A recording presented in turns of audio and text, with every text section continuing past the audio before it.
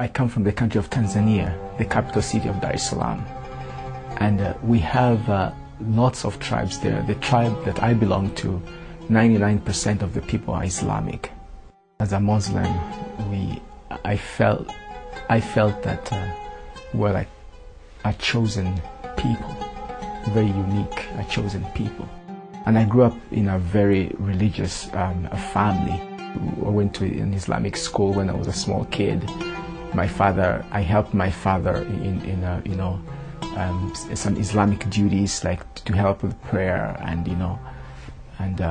things that needed to be done in the mosque.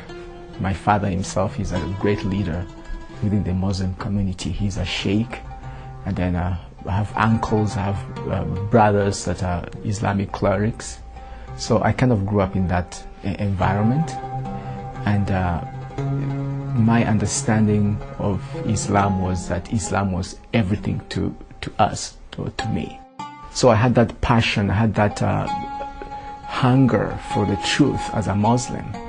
And as I was searching for truth, I came across Christians.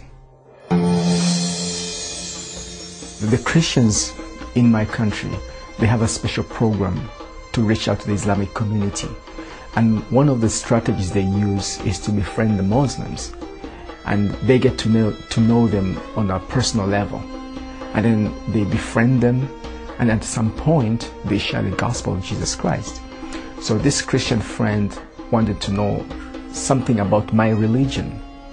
And he actually came to the mosque with me on a Friday afternoon. And I invited him to the mosque, and we said the prayer together. Even though I wasn't sure why he was interested, but he came to our mosque and he listened to my father, give a speech that particular evening. And then after that, nothing happened. Our friendship continued for a long time. And after a couple months, he invited me to church. He said, "Would you like to come and join us?" And based on our friendship and my curiosity about other religions and my passion to know the truth, I accepted. I said, "Sure, I will come." But deep inside my heart, I knew that I was just doing that because I wanted to know what's going on, but I wasn't going to change my religion. So we went to church, and it was a different experience for me because I've never been to church before. The message of the preacher that day was about God's covenant. And he said that, the God of the Bible is a God of covenants. He makes covenant with his people.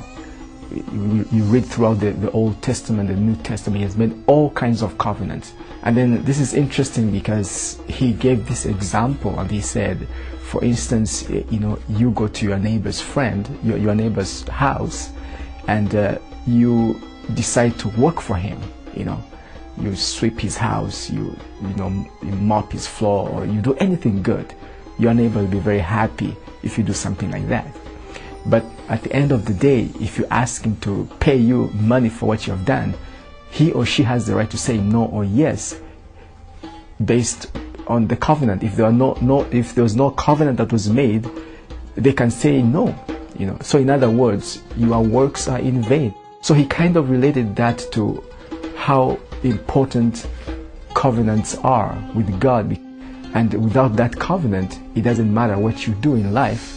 You'll be the best person, help the poor, but at the end of the day, God is going to reject you. And in the last days, he has made a covenant for all humans through the person of Jesus Christ. What struck me most is that I heard God explained in a way I've never heard before in my life. So it's like I had my own way of doing things. I go to the mosque, I hear people share in a certain way, but this was completely new. I've never heard anybody explain God from that perspective. This was different. This was different. And so I was curious, and that's why my friend came in. He was waiting for me to reach that point so that he can share with me the gospel.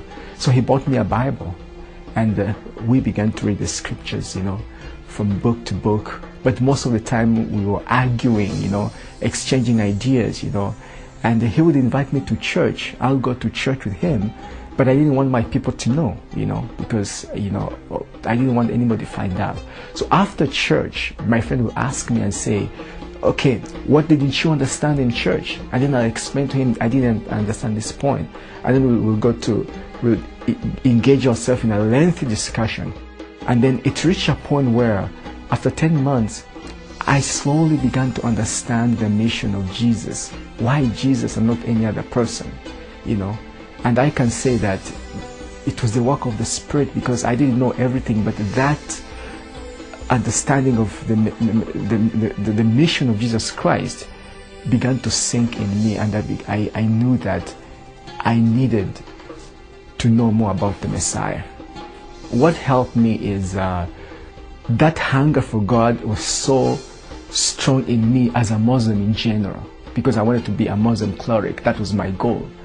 So after Christ was introduced to me, I knew that if life was to be meaningful, I have to believe in this Messiah, based on what my friends explained to me and based on what I read from the scriptures and the discussion that we had together, So I knew that if life was to have meaning, I needed to know this Messiah. And it just happened that it reached a point where I could not resist God anymore. I knew that it's Jesus that I needed.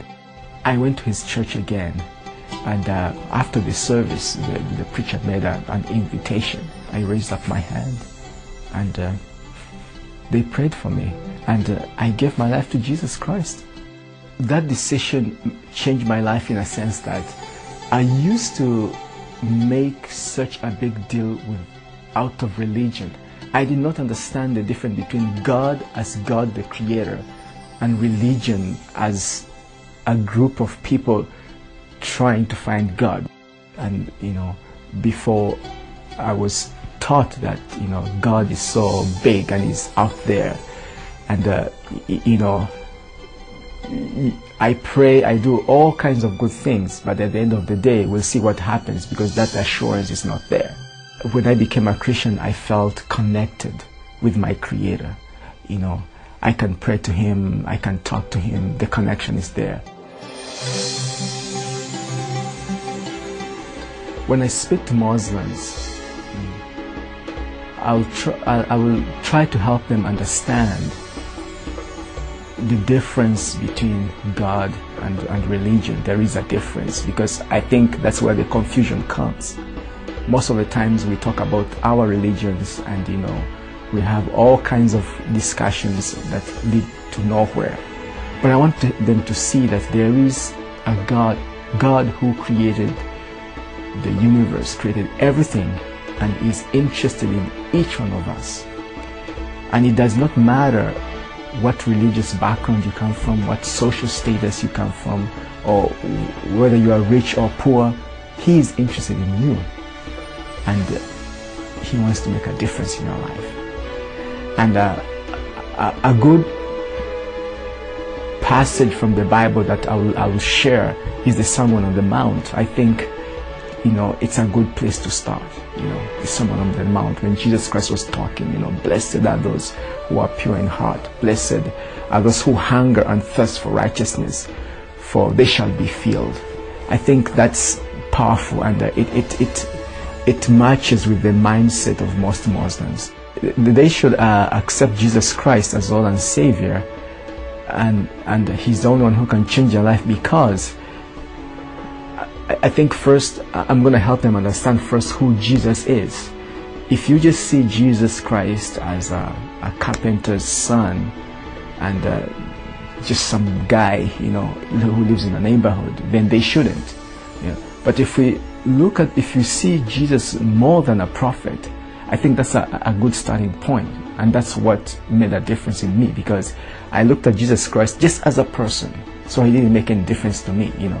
But if we understand who Jesus is, then it shouldn't be a difficult thing to accept Him as Lord and Savior, because once we understand who He is, then we are all going to need Him. I know that I am not a unique situation. What God did to me, He can do it to anybody. And my prayer is that they'll also see the truth, they'll see the light. And I know that is possible because, if I came out of, that background and He pulled me out, He can do it to anybody, and that's my prayer.